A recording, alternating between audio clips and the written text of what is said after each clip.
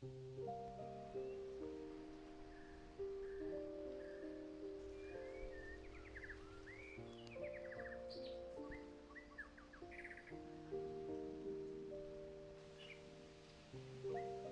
okay, stand by. Get the smoke in there.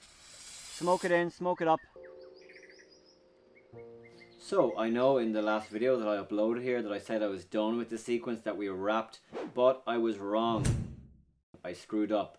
And last week we went back and we shot more shots to complete this sequence. I think when I uploaded the last video, I just think I needed to be done. I wanted to be done, I needed to be done. But after a few days of uploading, I knew the quality wasn't up where I needed it to be.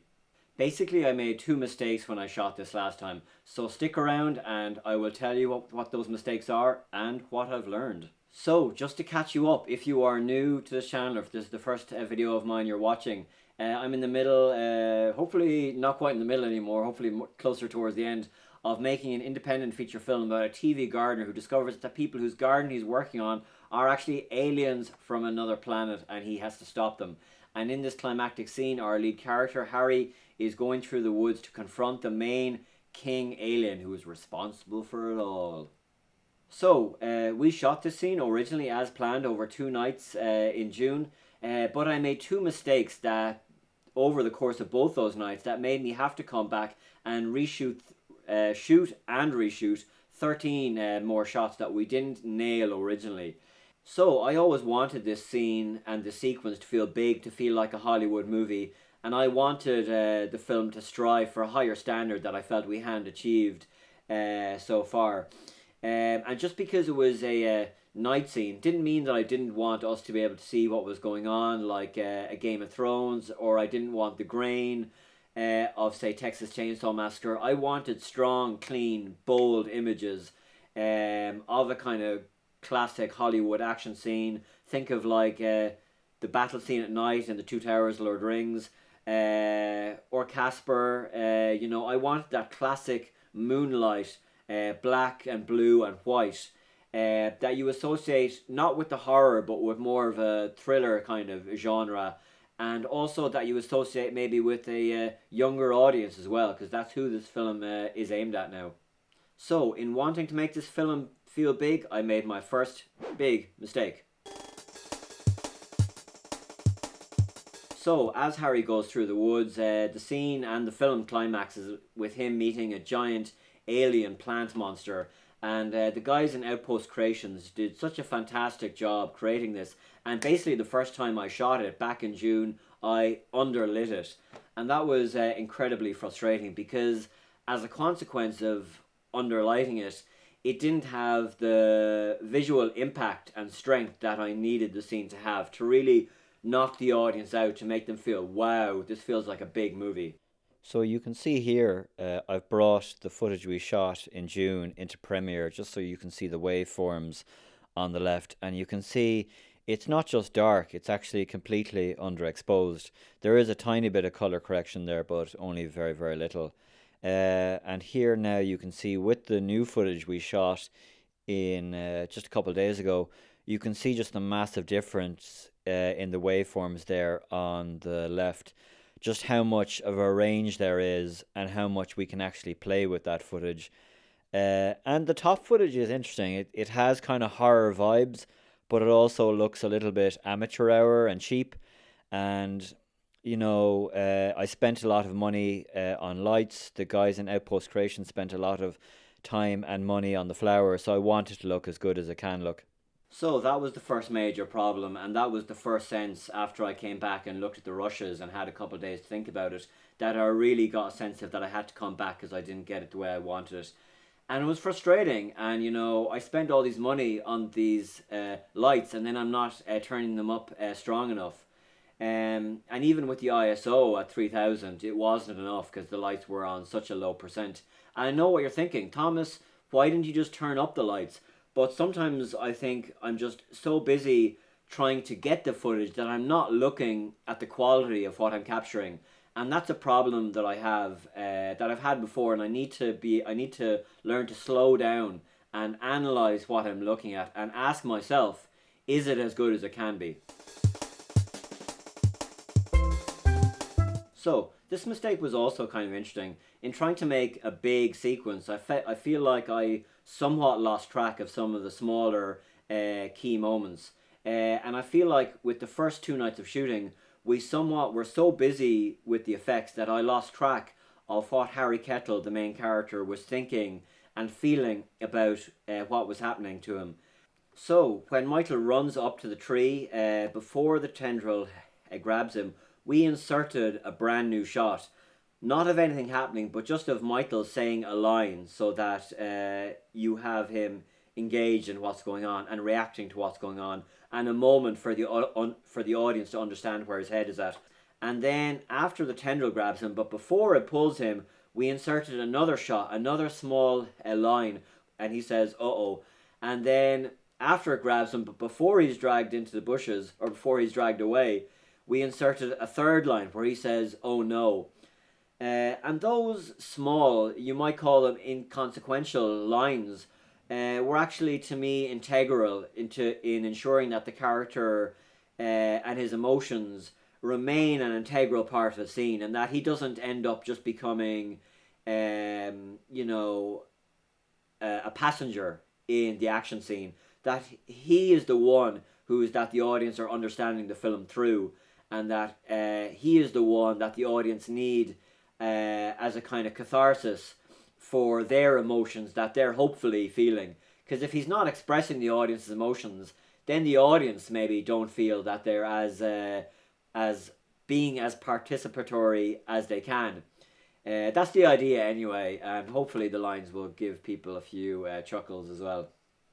So finally, in the edit, for 2 minutes and 40 seconds of this action scene, we shot for 3 nights, approximately 13 or 14 hours, about 40 shots, and 2 minutes and 40 seconds. So it was a lot of work, and it was very ambitious for what we did. And we have used footage from all 3 of the nights, primarily from night 1 and night 3. I think maybe on night 2 I was just a little bit more tired, or maybe the ambition of it somewhat freaked me out. But I'm super pleased with what we have, and doing an exterior night action scene isn't really what independent films are known for. We like to do interior dialogue scenes during the day, with the limited resources. So it was always super ambitious what we planned to do, but we achieved it, and I'm so proud and so pleased that we got through it, and it really does look amazing, and it's going to be a great climax to the movie as well.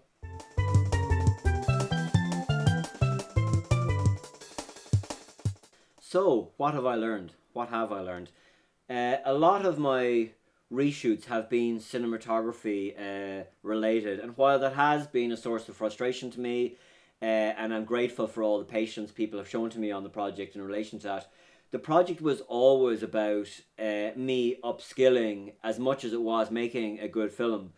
And I'm a big believer in that. While I believe in collaboration, and we have relied on other people and they've done a fantastic job on this film, I've been burned enough on other projects to know that the more you can do yourself and the more you can learn, the more chance you have of finishing your film. And again, I temper that because, collaboration is vital in film, but you can't come to collaboration not having any of your own skills. You have to build up your own skill level. And that's been a huge aspect of what this project has been about. And we really have, I look back at the footage we shot originally in Block 1 in 2022, and, we have reshot some of that, but I also can see the evolution, and that's very satisfying, of my own skills. In terms of lighting, I think storyboarding maybe include more color in the storyboards, or if I'm doing this very kind of creative, expressive lighting with the plant, where I have red gels, green gels, blue gels, whatever, I need to plan those out more ahead of time. And while I had some idea about it, I made a mess of it that first time. So maybe doing some kind of painting, some drawings, even just getting out some coloring pencils, getting out where, not just where the light is going to be, but what light. As in the backlight is going to be a white light, the edge is going to be green, and the key is going to be red or whatever it's going to be. Getting that out ahead of time is maybe something I need to do. Like if you look at Steven Spielberg's storyboards on Raiders of the Lost Ark, in that opening cavern scene when they're getting the idol, the lighting is very well done in that, with the shading, and you see the torches they're holding and the light on their faces but not on the wall. And I didn't do that. I did do storyboards, but the lighting in that was limited and very much not as considered as it could have been, and maybe some of these night shooting suffered as a consequence. And yeah, the other thing, just maintaining that the character is an active participant in the scene. Don't ever forget them, you know. I think we're all guilty of it sometimes, that we're so busy with the gear, with the camera and the lights, and you know, the locations, and trying to get in and out of places, that you know, we're not thinking enough about what the character is thinking and feeling at this moment. And the actor can be doing amazing stuff, but if my camera isn't in the right position to grab that stuff, then I'm doing myself and the actor a disservice. So that is it for another video. God, this project is huge, but thank you so much for watching and following along and being interested in the project. It's been an interesting journey, and you know, I've learned a lot, so it's interesting to share on this. So hopefully you who's watching this, you're getting something out of this video as well. So we're doing some more filmmaking soon in Wexford on the morning of the 23rd. We're going to have Becky and Sarah back for a small office scene, going back to the very start of the film now after being at the end of it, just for like about a minute long scene. But it'll be great to get them back in the film and see them again. And we'll shoot some behind the scenes stuff, and we'll make another vlog. Probably it'll be September really by the time we make another vlog.